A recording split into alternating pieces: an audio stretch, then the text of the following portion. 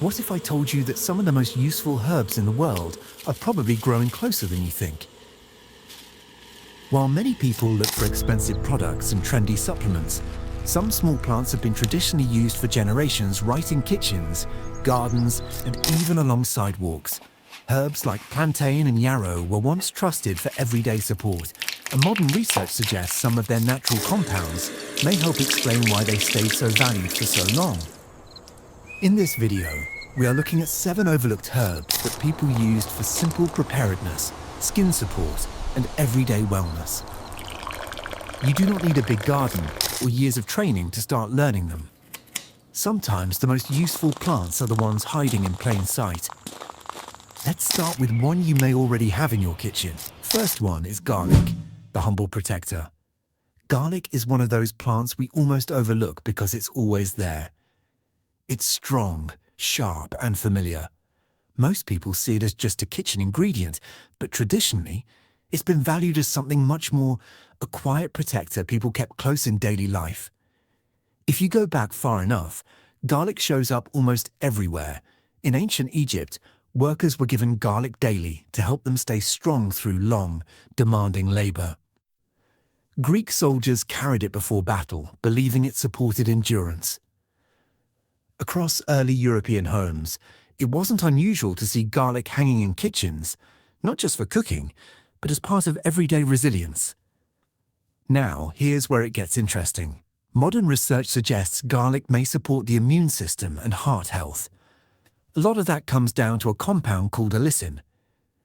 When you crush or chop fresh garlic, it activates this compound. In simple terms, allicin is part of what gives garlic its strong smell, but it's also what researchers believe plays a role in its supportive effects. Think of allicin like a natural defense signal. It's not something your body stores. It's something you activate fresh, which is why preparation matters more than most people realize. A simple way to use garlic is to crush one fresh clove and let it sit for about 10 minutes. That pause allows the allicin to fully form. After that, you can mix it into a spoonful of honey or stir it into warm food, not boiling hot, because too much heat can break down those active compounds. Now, a quick word of caution. Garlic is powerful, even though it's common. Too much at once can upset your stomach, and if you're on blood-thinning medication, it's smart to talk with your healthcare provider before using it regularly in larger amounts. So why did something this useful fade into the background? In a way, garlic became a victim of its own success. It was everywhere, cheap and familiar. When modern solutions came along in bottles and packages, people started to assume that anything simple couldn't be that effective. Over time, garlic was pushed into the category of flavor instead of function. But the truth is, it never stopped doing what it's always done. We just stopped paying attention. Think of garlic like a quiet guard standing at the gate. It doesn't demand attention. It doesn't look impressive. But it's been doing its job, day in and day out, for longer than most systems we rely on today. Second is thyme, the breath keeper. Thyme is one of those herbs that sits quietly in the background. It's small, fragrant, and easy to overlook. Most people know it as something you sprinkle into food, but traditionally, thyme held a much deeper role, especially when it came to the air we breathe and the spaces we live in. If you step back into older cultures, thyme shows up in some interesting ways. In ancient times, it was burned in homes and temples as a way to purify the air. People believed it helped clear out what didn't belong. In European folk traditions, thyme tea was often used during colder seasons when people needed a little extra support for breathing and comfort. It wasn't complicated. It was just something people reached for without overthinking it. Today, research suggests thyme may offer more than just flavor. One of its key compounds is thymol. In simple terms, thymol is a natural substance that plants produce to protect themselves. Studies indicate it may have antimicrobial and antioxidant properties, which helps explain why thyme has been used in both air-clearing practices and simple infusions for generations. You can think of thymol as thyme's built-in defense system. And when we use the plant, We're tapping into that same protective quality in a gentle way. A practical way to use thyme is as a simple tea. Take a teaspoon of dried thyme or a small handful of fresh sprigs, pour hot water over it, and let it steep for about 10 minutes. The steam alone can feel comforting, especially when you're looking to support your breathing or just create a sense of calm in your space. If you're using thyme in a more concentrated form, like an essential oil, that's where you want to slow down and be careful. It's strong. Always dilute it properly and avoid using it directly on the skin without guidance. A little goes a long way. So why did thyme lose its place outside the kitchen? Over time, it got boxed into one role. As cooking became more specialized and products became more available, thyme was labeled as just a seasoning. The broader understanding of how it was used in daily life slowly faded. People stopped thinking of it as a supportive herb and started seeing it as just another flavor on the shelf. But thyme hasn't changed. It's still the same plant, doing what it's always done. The only difference is how we see it. Think of thyme like a gentle breeze moving through an open window. You may not notice it right away, but it quietly clears the air, refreshes the space, and leaves things feeling just a little lighter. Third is oregano. The wild defender. Oregano is bold. You smell it before you even see it. Strong, earthy, and unmistakable. Most people think of it as something you sprinkle on pizza, but traditionally, oregano carried a much deeper role in everyday life. In Mediterranean cultures, oregano wasn't just about flavor. It was part of daily living. Families used it in food not only for taste, but because it helped preserve meals and support general well-being. Long before refrigeration, herbs like oregano played a quiet but important role in keeping food stable and usable. It was simple, practical knowledge passed down without much explanation. Now fast forward to today, and research suggests oregano may have some impressive qualities. One of its key compounds is carvacrol. In plain terms, carvacrol is one of the natural substances that gives oregano its strong smell and taste. But beyond that, studies indicate it may have antimicrobial potential, which lines up with how people used oregano historically to help protect food and support the body. Think of carvacrol as oregano's built-in shield. It's part of how the plant defends itself in the wild, and when we use oregano, we're working with that same natural strength. A simple way to bring oregano into your routine is through a basic infusion. You can take a teaspoon of dried oregano leaves, pour hot water over them, and let it steep for about 10 minutes. It has a strong flavor, so some people like to add a little honey or mix it with other herbs to soften the taste. Now, if you've ever heard of oregano oil, it's important to understand that it's much more concentrated. That strength can be useful, but it also means you need to be careful. It should always be diluted properly, and it's not something you want to use casually or in large amounts. If you're on medication or have underlying conditions, it's a good idea to check with your healthcare provider before using concentrated forms. So why did oregano get reduced to just a seasoning? Part of it comes down to how modern culture simplified things. As food became faster and more processed, oregano got tied to a few specific dishes. Over time, people forgot that it had a broader purpose beyond flavor. It became background noise instead of something meaningful. But oregano hasn't lost its edge. It's still the same hardy plant, growing strong in rough conditions, holding on to its intensity no matter where it's planted. Think of oregano like a small flame. It doesn't look overwhelming at first glance, but it burns steady and strong, carrying more power than you'd expect from something so simple. Fourth is peppermint, the cooling soother. Peppermint is one of those herbs you feel before you even think about it. That cool, fresh sensation is unmistakable. Most people associate it with gum or candy, but traditionally, peppermint was something much more grounded. It was a go-to herb for comfort, especially when the body felt off or unsettled. If you look back through history, peppermint shows up across different cultures. The ancient Egyptians valued it enough to place it in tombs, which tells you it mattered. The Greeks and Romans used it in both food and simple preparations for daily comfort. Later on, early American households kept peppermint close, often turning to it after meals or during times when digestion felt heavy or slow. It wasn't complicated. It was just part of the rhythm of daily life. Modern research gives us a better idea of why peppermint feels the way it does. It contains a compound called menthol. In simple terms, menthol interacts with the body's cooling receptors. That's what creates that fresh, almost soothing sensation. Studies suggest peppermint may support digestive comfort and help the body relax in subtle ways, especially when things feel tense or tight. Think of menthol like a natural reset signal. It doesn't force anything. It just encourages the body to ease up a little. One of the simplest ways to use peppermint is as a tea. Take a small handful of fresh leaves or a teaspoon of dried peppermint, pour hot water over it, and let it steep for about 10 minutes. It's gentle, easy, and something you can use without overthinking. Many people find it especially helpful after a heavy meal or at the end of a long day. Now, peppermint also comes in more concentrated forms, like essential oil. And this is where it's important to slow down. The oil is very strong.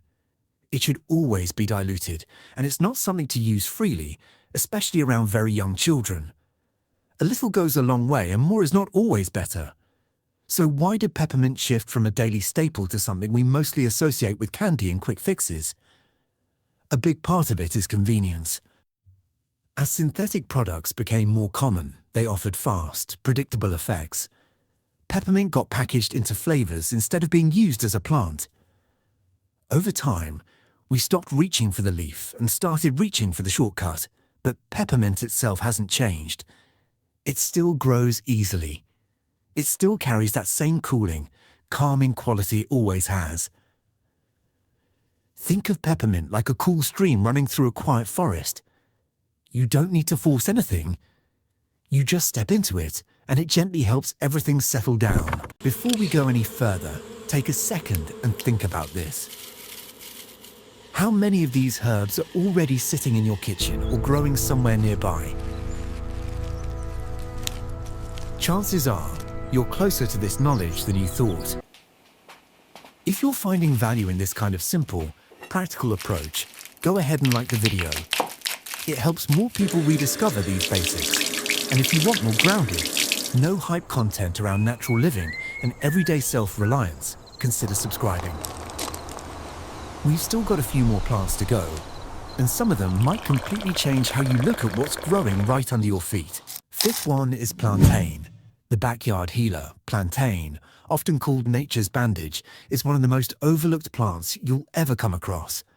It grows low to the ground, with wide green leaves, and most people walk right past it without a second thought. In fact, many people pull it out of their yard, thinking it's just another weed. But historically, plantain was anything but ignored. Indigenous communities across North America used it regularly for skin support, especially out in the field. Early European settlers picked up on this quickly and gave it names like soldier's herb because it was often used on the go, right when it was needed. It didn't require preparation ahead of time. It was simply there when you needed it most. Modern research helps explain why plantain earned that reputation. It contains a compound called allantoin. In plain terms, allantoin is known for supporting skin soothing and helping the body's natural repair process. Studies suggest this may be one of the reasons plantain has been traditionally used for minor skin irritation and general outdoor support. Think of allantoin as a gentle repair signal. It doesn't force anything. It simply supports the body's natural ability to settle and recover. One of the simplest ways to use plantain is fresh, right from the ground. Once you're confident you've identified it correctly, you can take a clean leaf, crush or chew it slightly to release the juices, and apply it directly to the skin. This kind of quick preparation, often called a poultice, has been used for generations because it's fast and practical. Of course, proper identification matters. There are many plants that look similar at a glance, so it's important to be sure before using anything from the wild.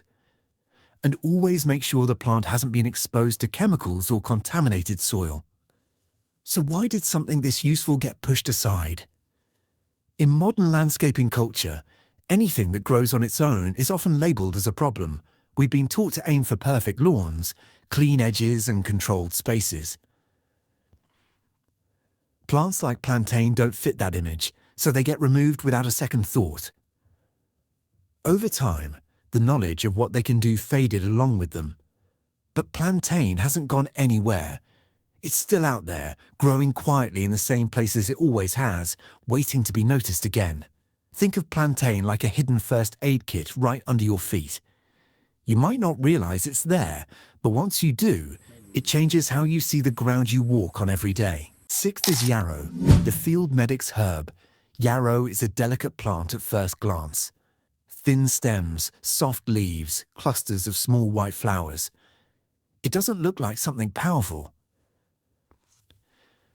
But for centuries, it held a reputation as one of the most trusted herbs people could rely on when they were far from help.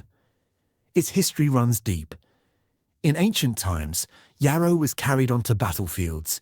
There are stories of warriors using it when injuries happened, relying on it in moments when there was no time and no backup. Across European folk traditions, it was often kept close during travel and outdoor work, used when people needed quick, practical support. It wasn't fancy. It was dependable. Modern research gives us a better understanding of why yarrow earned that trust.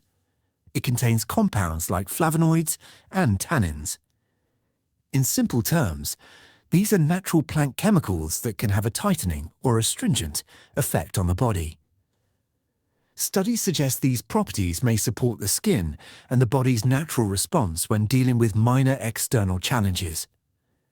You can think of tannins like a gentle tightening force. Not harsh, not aggressive, but supportive in helping things settle and come back into balance. A simple way to use yarrow is as a fresh or dried preparation for external use. The leaves or flowers can be crushed and applied to the skin, or steeped in hot water to make a strong tea that can be cooled and used as a wash. This is how it's been used for generations, especially in outdoor settings where quick action mattered. Now, a small word of caution. Yarrow is generally gentle, but some people may be sensitive to it, especially on the skin. It's always a good idea to test a small area first. And like many herbs, more isn't always better. Simple, moderate use tends to be the most effective. So why did yarrow fade from common knowledge? As modern medical systems became more available, people started relying less on traditional plant knowledge. Over time, these practices were seen as outdated or unnecessary.